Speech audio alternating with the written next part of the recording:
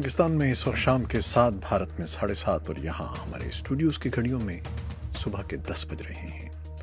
Voice of America Washington کی Urdu service سے ہماری باقاعدہ نشریات کا آغاز ہوتا ہے۔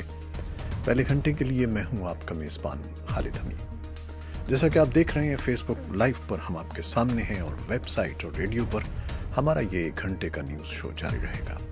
تو آغاز کرتے ہیں پہلے آج کی اہم خبروں کی سرخیوں سے۔ پیر کے روز ہیلسنکی میں امریکی اور روسی صدور کے درمیان مذاکرات ساری دنیا کی توجہ کا مرکز رہے، اور ان کی خاص بات امریکی انتخابات میں مبینہ روسی مداخلت کے سلسلے میں روس اور امریکہ کے صدور کا موقف تھا۔ صدر ڈونلڈ ٹرمپ کی روس اور اس کے صدر کے ساتھ تعلقات استوار کرنے کی خواہش پر یورپ بھر میں ملا جلا رد عمل ظاہر کیا گیا ہے۔ بہت سو کا خیال ہے کہ روس واضح طور پر موجودہ سیکیورٹی کے لیے خطرہ ہے، جہاں کئی باتوں پر اظہار کیا گیا ہے اطمینان کا بھی۔ اور امریکی کانگریس کے کئی ارکان نے روس کے صدر ولادیمیر پوٹن کے ساتھ ملاقات کے دوران صدر ڈونلڈ ٹرمپ کے موقف پر تحفظات کا اظہار کرتے ہوئے انہیں تنقید کا نشانہ بنایا ہے۔ امریکہ کی ایک عدالت نے حکومت کو ان غیر قانونی تارکین وطن خاندانوں کو ملک بدر کرنے سے عارضی طور پر روک دیا ہے، جن کے بچوں کو حال ہی میں ان کے والدین اور سرپرستوں کے حوالے کیا گیا تھا۔ افغانستان میں امریکہ کے ریزولوٹ سپورٹ مشن نے ان میڈیا رپورٹس کی تردید کی ہے کہ ان کے کمانڈر نے پیر کے روز 16 جولائی کو افغان صوبائی اور سرکاری نمائندوں کے ساتھ قندھار کے ایک دورے میں کہا تھا کہ امریکہ طالبان کے ساتھ براہ راست مذاکرات میں شرکت کے لیے تیار ہے۔ اور اسلام آباد ہائی کورٹ نے نیب ریفرنسز کو احتساب عدالت کے جج محمد بشیر سے کسی اور عدالت میں منتقل کرنے کی سابق وزیر اعظم نواز شریف کی خلاف درخواست پر قومی احتساب بیورو کو نوٹس جاری کر دیا ہے، جبکہ ایون فیلڈ ریفرنس میں سزاؤں کو معطل کرنے کی درخواست پر مقدمے کا تمام ریکارڈ طلب کر لیا ہے۔ اور یورپی یونین اور جاپان نے منگل کے دن ٹوکیو میں ایک بڑے تجارتی معاہدے پر دستخط کیے ہیں، جس کے تحت یورپی یونین کے لیے جاپانی مصنوعات پر 99% محصولات ختم کر دی جائیں گی۔ یہ تھیں 6 سرخیاں، تفصیل چند لمحے کے بعد۔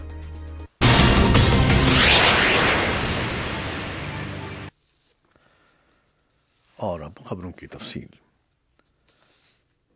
امریکہ کے صدر ڈونلڈ ٹرمپ کی روس اور اس کے صدر کے ساتھ تعلقات استوار کرنے کی خواہش پر یورپ بھر میں ملا جلا رد عمل ظاہر کیا گیا ہے۔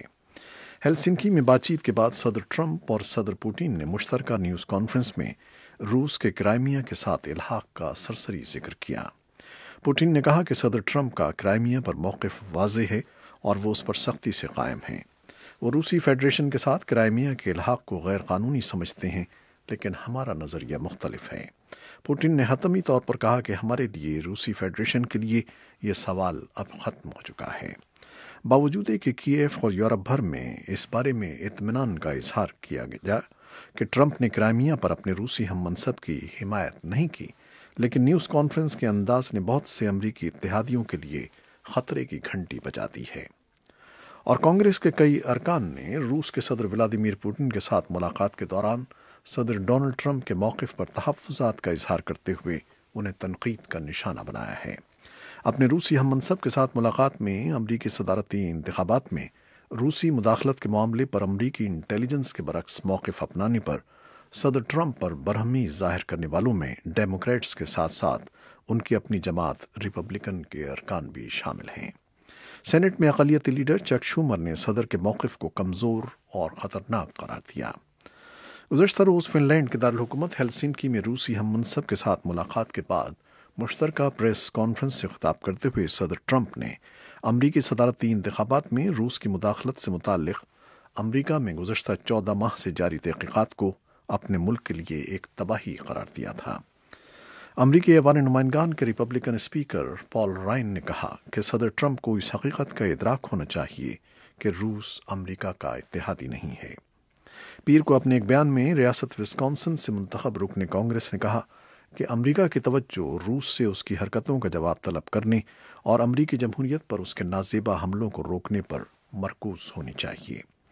ریاست ایریزونا سے منتخب senior Republican senator John make-can نے کہا کہ ہیلسنکی میں ہونے والی ملاقات کے بعد مشترکہ پریس کانفرنس میں صدر ٹرمپ کے موقف کو حالیہ تاریخ میں کسی امریکی صدر کی سب سے شرمناک کارکردگی کہا جا سکتا ہے۔ اپنے بیان میں سینیٹر میک کین نے کہا کہ صدر ٹرمپ کی خوشگمانی، انا پرستی اور مطلق العنان حکمرانوں کے ساتھ ان کی ہمدردی کا اندازہ لگانا مشکل ہے، لیکن دونوں سربراہوں نے پیر کے روز اپنی بات چیت کو انتہائی سود مند قرار دیا ہے۔ ٹرمپ نے کہا ہے کہ اس طرح کی ملاقات بہت پہلے ہونی چاہیے تھی۔ امریکہ کی ایک عدالت نے حکومت کو ان غیر قانونی تارکین وطن خاندانوں کو ملک بدر کرنے سے عارضی طور پر روک دیا ہے جن کے بچوں کو حال ہی میں ان کے والدین اور سرپرستوں کے حوالے کیا گیا تھا۔ ریاست کیلیفورنیا کے شہر سینٹیاگو کی وفاقی عدالت کے جج ڈانا سابرا نے پیر کو اپنی حکم میں حکومت سے کہا ہے کہ وہ ایک ہفتے کے لیے ان خاندانوں کی ملک بدری روک دے اور اس عرصے کے دوران امریکہ میں شہری حقوق کے لیے سرگرم ایک غیر سرکاری تنظیم کی شکایات کا جواب جمع کروائے۔ امریکن سول لبرٹیز یونین کا کہنا ہے کہ اسے ان اطلاعات پر سخت تشویش ہے کہ امریکی حکام غیر قانونی طور پر سرحد پار کرنے کے الزام میں حراست میں لیے جانے والے بالغ افراد اور ان کے ساتھ آنے والے بچوں کو آپس میں ملانے کے فوراً بعد ملک سے بے دخل کر رہے ہیں۔ افغانستان میں امریکہ کے ریزولوٹ سپورٹ مشن نے ان میڈیا رپورٹس کی تردید کی ہے کہ ان کے کمانڈر نے پیر کے روز 16 جولائی کو افغان صوبائی اور سرکاری نمائندوں کے ساتھ قندھار کے ایک دورے میں کہا تھا کہ امریکہ طالبان کے ساتھ براہ راست مذاکرات میں شرکت کے لیے تیار ہے۔ ریزولوٹ سپورٹ کے کمانڈر اور امریکی فوج کے جنرل جان نکلسن نے کہا ہے کہ امریکہ افغان عوام یا افغان حکومت کا متبادل نہیں ہے۔ میری جانب سے وزیر خارجہ پومپیو کے اس بیان کے اعادے کو، جس میں انہوں نے کہا تھا کہ امن مذاکرات میں بین الاقوامی فورسز کی ایک گفتگو شامل ہوگی اور یہ کہ پائیدار امن کی خاطر امریکہ طالبان، افغان حکومت اور افغان عوام کے ساتھ کام کرنے کے لیے تیار ہے، غلط اور گمراہ کن طور پر پیش کیا گیا۔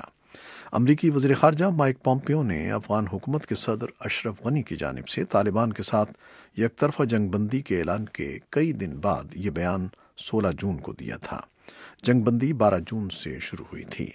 پومپیو نے اپنے بیان میں کہا تھا کہ جیسا کہ صدر غنی نے افغان عوام کے نام اپنے بیان میں زور دیا ہے کہ امن مذاکرات میں حالات کے تقاضے کے تحت بین الاقوامی کرداروں اور فورسز کے کردار پر ایک بات چیت شامل ہوگی، پومپیو نے اپنے بیان میں کہا کہ امریکہ ان مذاکرات میں مدد دینے، سہولتیں فراہم کرنے اور حصہ لینے کے لیے تیار ہے۔ اسلام آباد ہائی کورٹ نے نیب ریفرنسز کو احتساب عدالت کے جج محمد بشیر سے کسی اور عدالت میں منتقل کرنے کی سابق وزیر اعظم نواز شریف کے خلاف درخواست پر قومی احتساب بیورو کو نوٹس جاری کر دیا ہے، جبکہ ایون فیلڈ ریفرنس میں سزاؤں کو معطل کرنے کی درخواست پر مقدمے کا تمام ریکارڈ طلب کر لیا ہے۔ عدالت نے نواز شریف کی قانونی ٹیم کی جانب سے اگلی سماعت سے قبل سزاؤں کو معطل کرنے کی استدعا مسترد کر دی ہے۔ یورپی یونین اور جاپان نے منگل کے دن ٹوکیو میں ایک بڑے تجارتی معاہدے پر دستخط کیے۔ معاہدے پر جاپان کے وزیر اعظم شنزو آبے، یورپی کونسل کے صدر ڈونلڈ ٹسک اور یورپی کمیشن کے صدر ژان کلاڈ ینکر نے دستخط کیے۔ یورپی کونسل کے صدر ڈونلڈ ٹسک نے بین الاقوامی سیاست کے بڑھتے ہوئے اندھیروں میں اس معاہدے کو روشنی سے تعبیر کیا ہے۔ نئے تجارتی معاہدے کے تحت یورپی یونین کے لیے جاپانی مصنوعات پر 99% محصولات ختم کر دی جائیں گی۔ ان میں موٹر گاڑیوں سے لے کر الیکٹرانکس تک کے سامان شامل ہیں۔ ساتھ ہی ان میں جاپان کے لیے یورپی یونین کی زرعی برآمدات بھی شامل ہوں گی۔ معاہدے کو گزشتہ سال کے آخر میں 4 برس کے مذاکرات کے بعد آخری شکل دی گئی تھی اور توقع ہے کہ سن 2019 میں اس پر باضابطہ عمل شروع ہو جائے گا۔ یہ تھیں وہ خبریں جو فیس بک لائیو پر ہم نے آپ کے لیے پیش کی۔ ویب سائٹ اور ریڈیو پر ابھی ہمارا یہ شو جاری ہے، ہمارے ساتھ رہیے گا۔ فیس بک لائیو سے اجازت لیتے ہیں، اللہ حافظ۔